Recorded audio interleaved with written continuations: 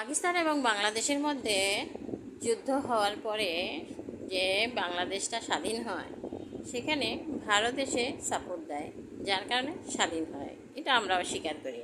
কিন্তু ভারত কেন আমাদেরকে সাপোর্ট দেয়? আমাদেরকে সাপোর্ট দিয়ে ইন্দিরা গান্ধী বসে ফারাক্কা বাঁধ নির্মাণ করার চুক্তি করে শেখ মুজিবুরের সাথে, পানির হিস্সা দেওয়ার কথা বলে।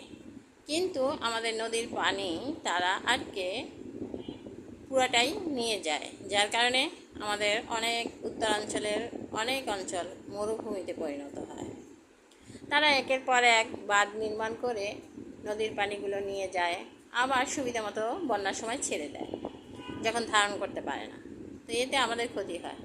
তা আমাদের দেশের সরকার দেশের স্বার্থে কিন্তু কাজ করে না, ক্ষমতার স্বার্থে কাজ করে। ক্ষমতায় চেয়ারে বসবে সেই স্বার্থে, আর ভারতের সরকার দেশের স্বার্থে কাজ করে।